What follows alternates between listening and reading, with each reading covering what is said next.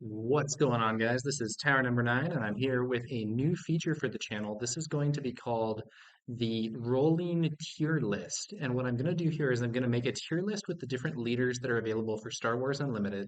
And my goal with this is to keep updating it whenever things change. Maybe some new leaders come out, maybe some new cards come out that make me really change my evaluation of who the best leaders are.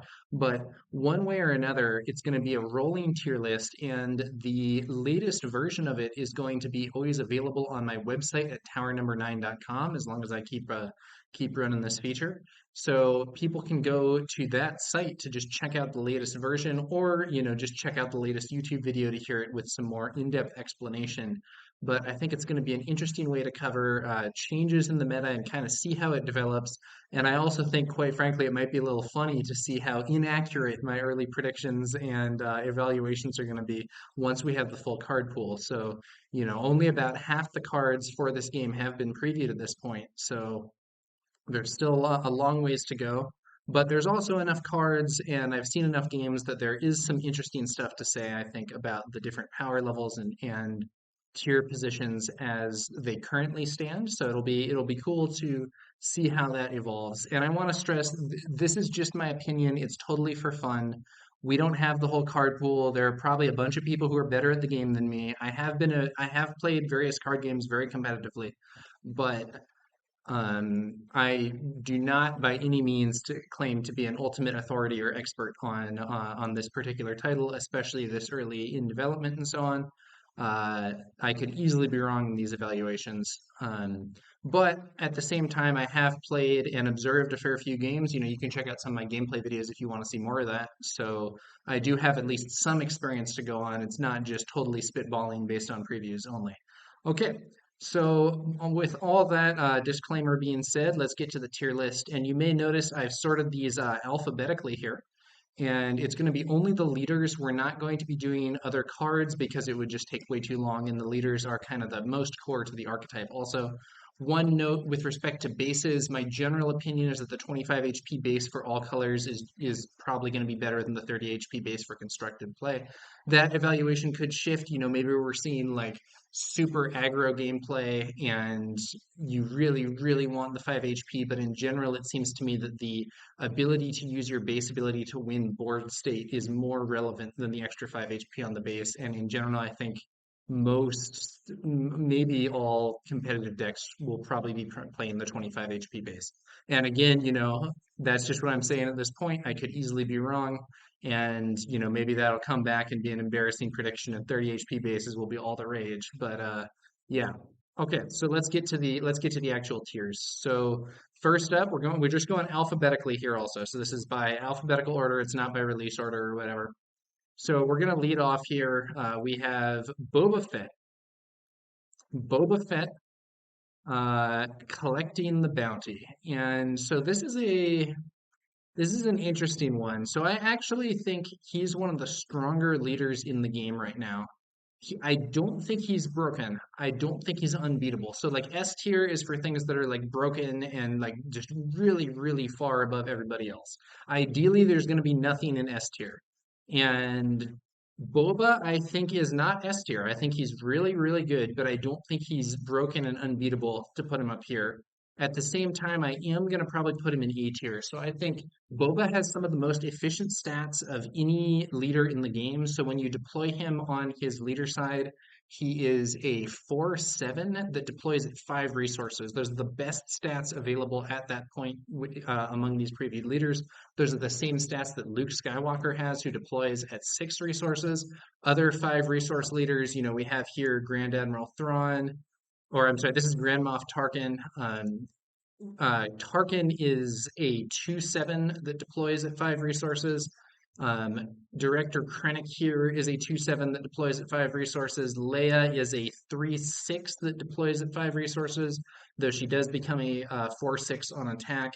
Compared to the other 5 resource leaders, Boba's stats are a lot better. That goes a long way. Additionally, his ability is really good. The ability to ready up your resources after having used them is essentially just getting more value out of important early turns, and it makes him a really strong contender. Thus far, I think probably the best version of Boba that I've seen is Green Boba with Command. The energy conversion lab goes really well with Boba Fett's abilities, and so that would put him. That's the version that I currently think is strongest. Though I've also seen, I've seen people playing double cunning Boba. I've seen people playing aggression Boba. In general, I think his ability is pretty versatile and works with a lot of stuff. So Boba Fett up here in A tier, I think. Next up, we have Chewie. So Chewie's interesting. So he deploys on 7 resources, which is not necessarily the greatest. His ability is quite useful, especially against aggro, and even in like normal kind of mid-rangey games, you can kind of create bad trades for your opponent by making a lot of 3-cost units sentinels. And it makes some units that I wouldn't necessarily consider all that good otherwise a lot stronger. So, Yoda, for instance, 3-cost 2/4 with restore 2. When he's defeated, you can draw a card and choose other players to draw a card too if you want. Yoda is normally not all that good. He just like his stats are just not all that good for contesting the board. But if you can play him as a sentinel, he's much more of an issue for the opponent, and he gets substantially better with Chewie. Unfortunately, though, I do think Chewie deploys at 7 resources, and he's not good until he takes damage. Once starts taking damage and getting charged up with grit, he becomes a lot stronger. But as it stands, I think I'm gonna put him in the C tier here, which is like kind of the if S tier is broken and D tier, if S tier is like broken good and D tier is like really bad, C tier is like the the like lower like the kind of middle of the pack, but the lower section of that. Where B is like, yeah, this is pretty decent. It's not the A tier, but it's still pretty decent. And Chewie, I think, is going to be in the C tier, which is not saying that he's terrible. I can also easily see stuff that would make him a lot better in the future. So, for instance, if we saw units that like, let's say there was like a 3-cost unit that was like 1/5 grit, this would be an incredibly annoying unit for Chewie because you could deploy it, give it Sentinel, the opponent has to attack into it. Now they're enabling its grit, so it's going to do more damage on the swing back. Could be really good. But we'll see if the card pool has stuff like that. Chewie also suffers a bit because he's not a rebel. I believe he's Underworld, or he might just be Wookiee. I'm not entirely sure, but one way or another, he does not have the rebel trait, which is a substantial downside in my opinion, because some of the best cards that we have in the heroism card pool right now are trait synergy cards. So in particular, um, Wing Leader, I think, is maybe one of the best cards they have available. Only works on rebel units. Fleet Lieutenant, really strong, only works on rebel units. Those are the two main ones. There's also stuff like General Jordana, but the not being a rebel is a substantial downside for a heroic leader. Whereas with Boba, Boba's not an Imperial, but the Imperial synergy doesn't seem as good as the rebel synergy right now. So I think it hurts Chewie a little more. Okay, so next up we have Darth Vader. So this is a really interesting case because if I had made this video before the Cunning stream, Darth Vader would be an A tier. Darth Vader, I think, until the Cunning stream, was one of the best heroes in the game, really strong. So in particular, when I talk about Darth Vader, I'm talking about Command Vader. So that is going to be usually a ramp deck that's trying to play Super Laser Technician and resupply, use those cards to allow Vader to deploy early and just bully the opponent with the really powerful leader unit. Unfortunately, I think that the recently previewed cunning card, No Good to Me Dead, is incredibly crushingly negative for Darth Vader. It is so, so strong against him, and cunning seems to be really popular after this preview. I honestly think this one card has knocked Vader down at least a tier. So earlier, yeah, sometimes, if the opponent has a good start and they're playing aggressively and you don't find your ramp, they can outrace you and just sort of beat you.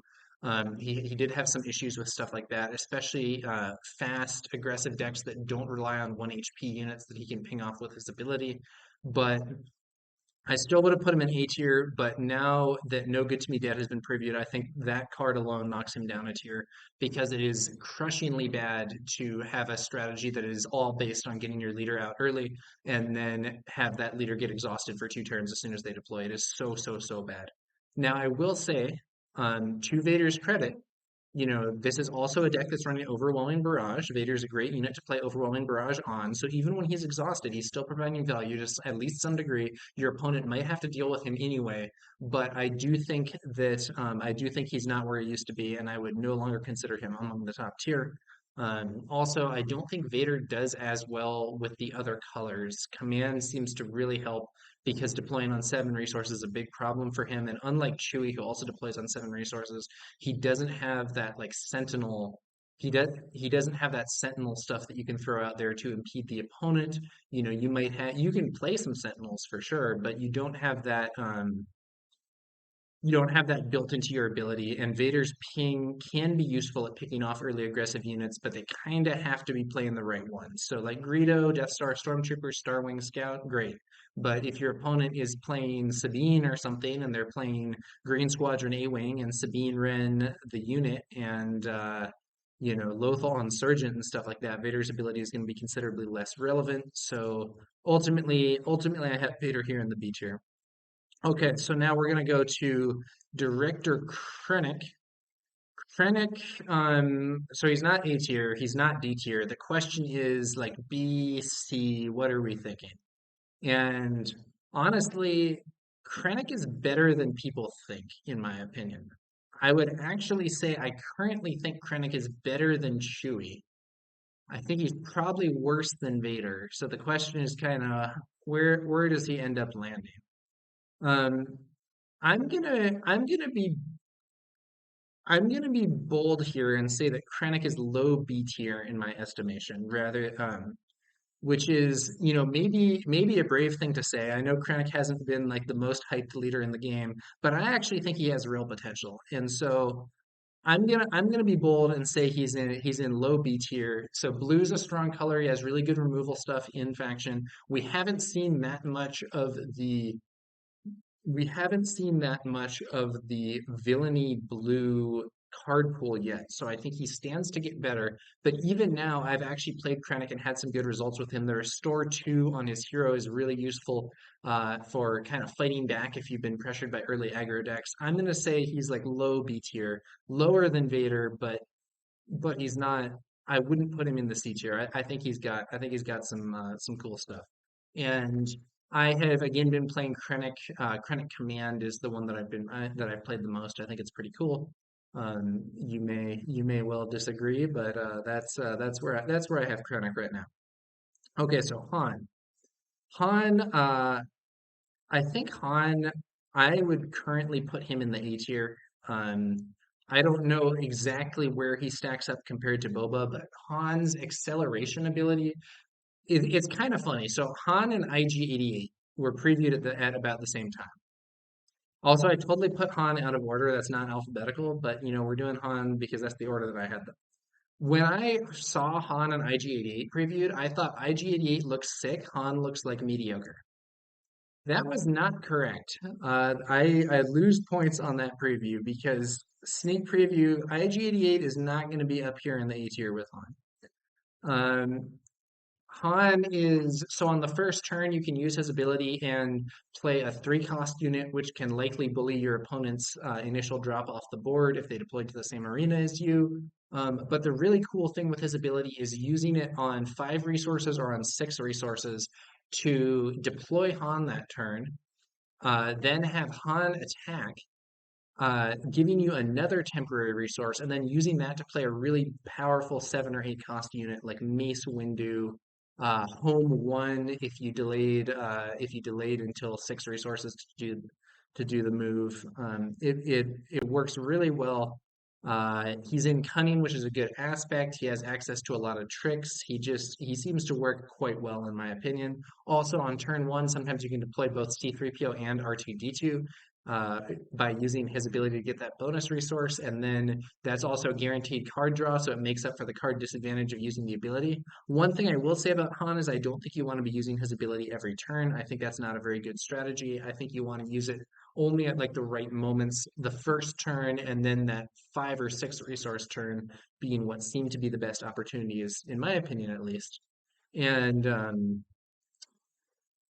yeah, that's Han. He's pretty solid. I think the strongest versions that I've seen have been red and green Han.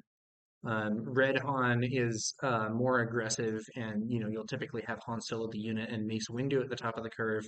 And Green Han, I think, is a bit more balanced, more able to fight in space, maybe, and often has. You're still going to be playing Han the unit, but you'll also have Home One at the top of the curve. And then, of course, you can also play resupply and ramp up and get your shenanigans going even faster. So I think that's Han. I would put him in the A tier at this time. Grand Admiral Thrawn. Grand Admiral Thrawn. Grand Admiral Thrawn strikes me as pretty cool.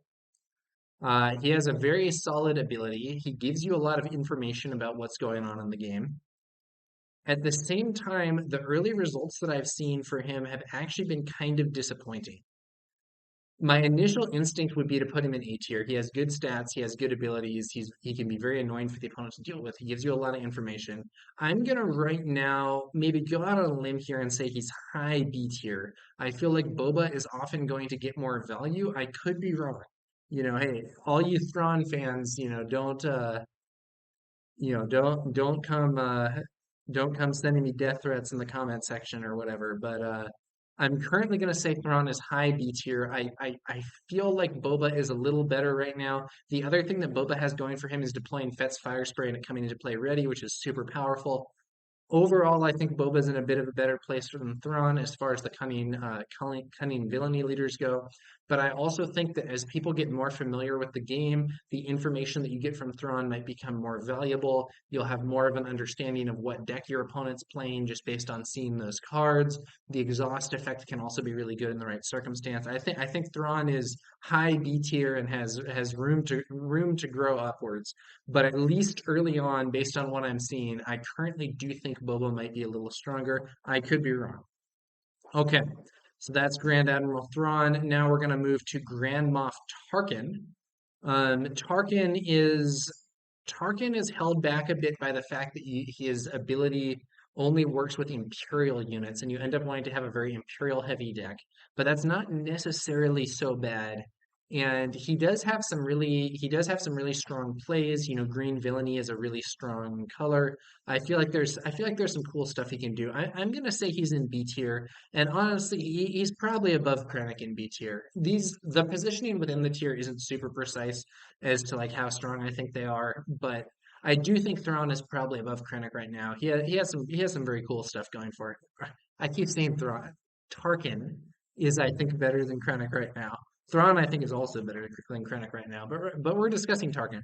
Tarkin is I think better than Krennic right now. I think he's pretty solid. I think he has a he kind of you want to be playing Imperial units, but I also think these like officer type leaders that aren't quite as reliant. They're kind of more support units. They're not quite as reliant on their personal fighting ability. I think that with that no good to me dead reveal that hurt Vader so much, I think it's less of an issue for these guys. Also less of an issue for Chewie because exhausted or not, you still have to get through that big 9 HP Sentinel in order to start damaging their base in the ground arena. But so yeah, ultimately, I think Tarkin ends up probably in the B tier. Has a pretty solid ability. Suffers a little bit from having bad stats, but has good support abilities. He's in good aspects.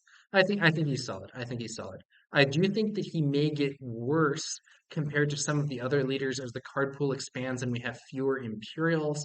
There are right now a lot of Rebels and Imperials, such that the Rebel and Imperial synergy cards and leaders kind of work maybe better than I think they will multiple sets in where we have, I don't know, like some future set that's focused on the prequel trilogy and doesn't have very many cards, if any, that are Rebels or Imperials. Leaders that don't care about those traits are probably going to be in a better spot relative to ones that rely on that trait synergy, but I could be wrong. We'll have to see how it goes. All right, Grand Inquisitor, you are unfortunately going to be the first one in the D tier here. Grand Inquisitor is unfortunately 3/6 at 6 resources, and that's really not very good. Um, In fact, if you were 3/6 at 5 resources, he would still have worse stats than Boba Fett, like just straight up worse stats, worse HP, and worse toughness.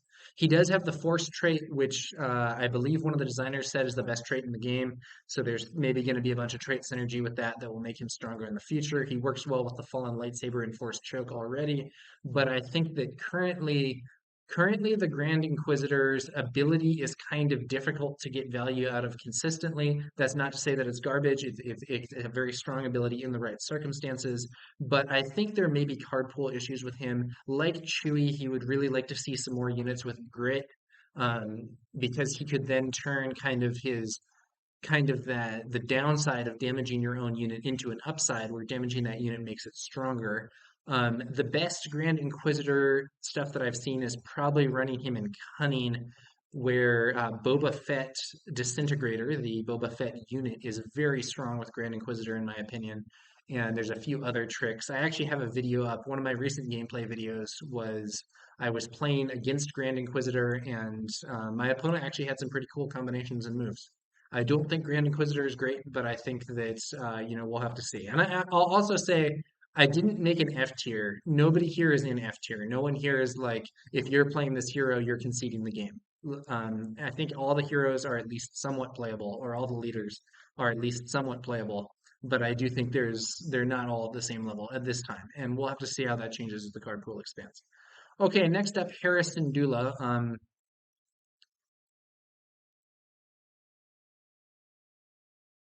I'm tempted to put Hera in the D tier, though ahead of Grand Inquisitor. But the funny thing is I I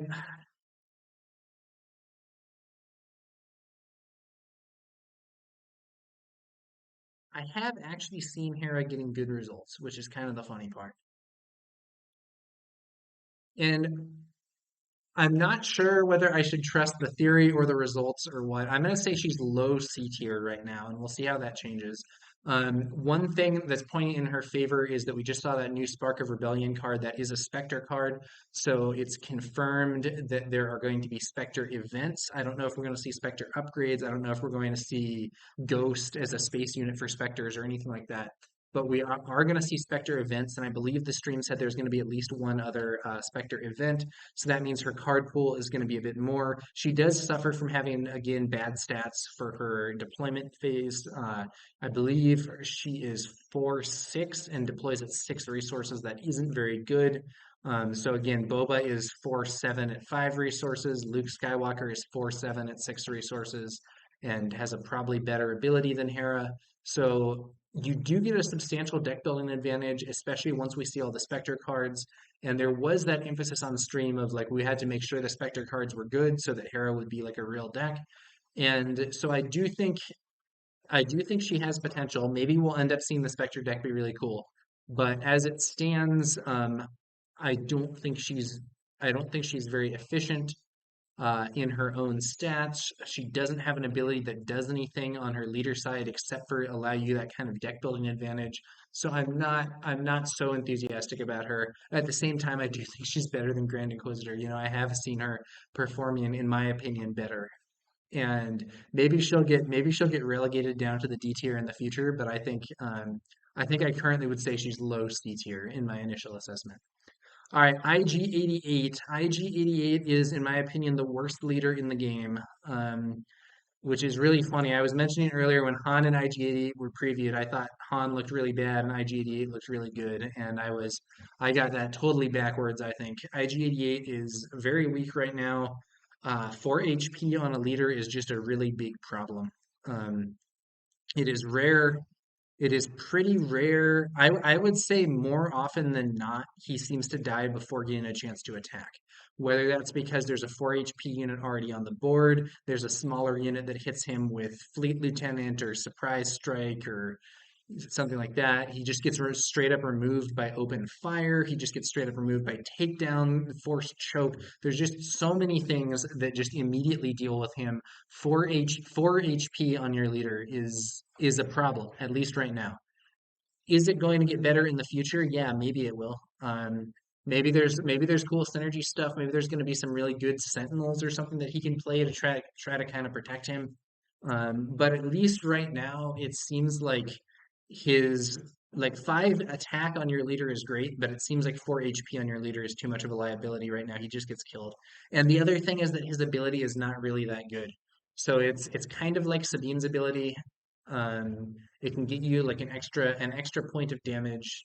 Unlike Sabine's ability, you can use it when your units are fighting other units, which is cool, but it also is much less reliable because you have to have more units than your opponent.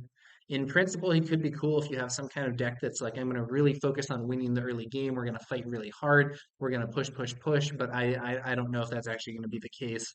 My early efforts with him have been very unsuccessful, and I have not really heard of other people doing well with him either.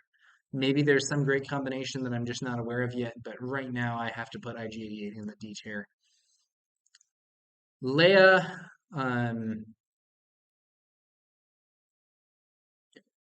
Leia is struggling right now from card pool issues. We don't know that much about small green green heroic units. Excuse me. And I would currently put Leia in the C tier. Her personal stats are okay. She has 6 HP, which is not awesome. It's not garbage, but it's not awesome. And I think there's an aspect where I said aspect, but aspect's a game term there. I think there's an element to Leia that will be stronger when she has an aggro deck with a bunch. Like, I think the dream Leia deck, at least for me, which could be wrong, is like green, red, rebel aggression. And a lot of small rebel units that are very aggressive, that you're using that her ability to attack with multiple units in succession to create a tempo advantage and allow you to gain control of the game early on. The problem is right now, green red has almost no removal. Green red heroic has almost no removal. Open fire and Admiral Akbar are kind of your removal cards. Admiral Akbar is very conditional. Open fire is okay, but it's not amazing. You don't have access to forced choke at its normal price. You don't have access to removal cards. Basically, right now for green red, a lot of the removal they would want to play, including overwhelming barrage, forced choke, maximum firepower. These are all villainy cards, and so the villainy version of that color combination is really strong. But the heroic one right now, in my opinion, doesn't have enough removal and can really struggle dealing with certain things. I think it's possible that it will be better in the future. Also, we need to see more small rebel units in particular. But right now, I'm not that fond of Leia. I did have a space-based deck with Leia that was kind of cool, but I don't think it's that competitive ultimately. I would put Leia in the C tier. As it stands, and we'll see if that shifts. But that's where I have her presently. So next up, we have Luke Skywalker. Luke is really good. I don't know. I wouldn't say he is S tier. There was a period where Luke seemed like he was by far the strongest leader in the game. I don't think that's the case right now. Um, I would say Luke seems like he's probably in the A tier here. And this A tier, all of these decks are really good. I don't really know where they stand among one another. I would say they seem pretty even. So Luke is just a really good kind of mid-range value sort of leader. Um, the shields are value, so like you get those turns where you don't have a really efficient play, but maybe you can play a unit that's a little bit smaller than you would otherwise and give it a shield and kind of bump up its value that way. So Luke can do that. Luke's actual fighting ability is quite good. So 4/7 at 6 resources is a reasonable stat line, and his on attack ability, giving out a shield, is really strong. He synergizes well with cards like Obi-Wan. He has a lot of he doesn't have a ton of card pool issues, in part because we've seen so much stuff with him from the demo and 2-player starter. Overall, Luke just seems like a really solid pick to me, at least.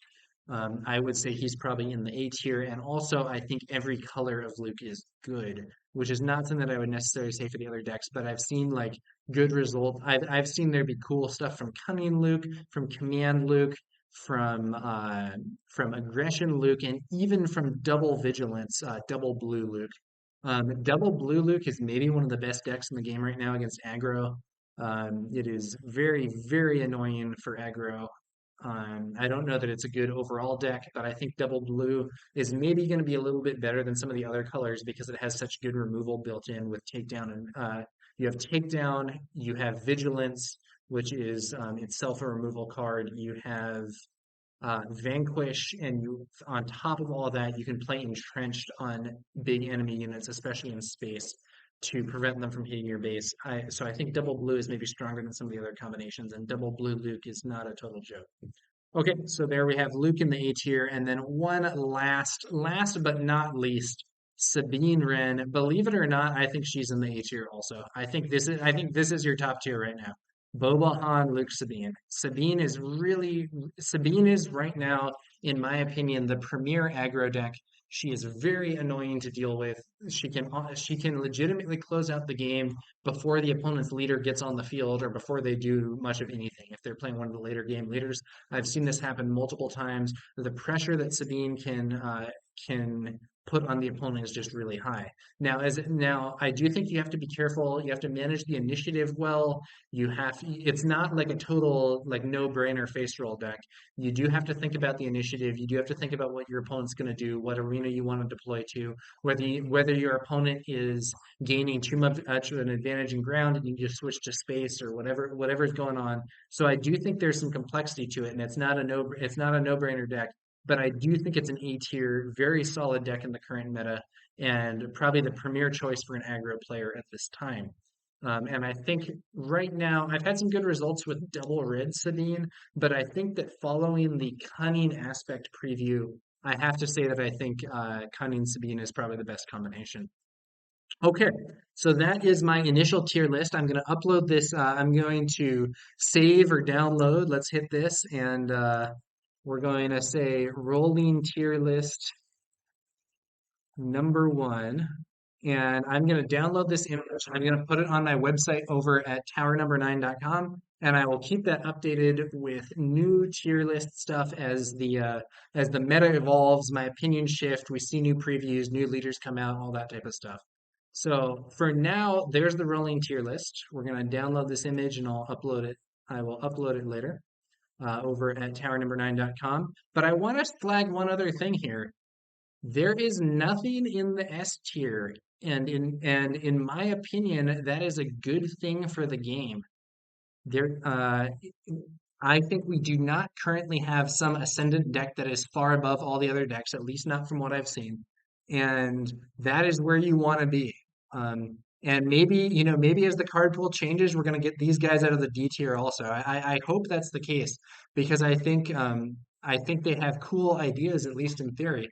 But right now I don't think they're quite there yet. IG88 in particular, I struggle to think of what will solve his problem, but maybe something will. Grand Inquisitor seems like he could easily be stronger with some changed card pool stuff. But yeah, so that's where I'm at for the tier list overall. And honestly, having a large majority of heroes here in the like A through C, like broadly normal range is pretty good in my opinion. So nothing in the S tier, only 2 heroes down here in the D tier. And there's nobody in the like F tier complete garbage. Like you should never ever play this level, which does exist in some games that have like joke characters or people that are just objectively worse versions of other decks or whatever.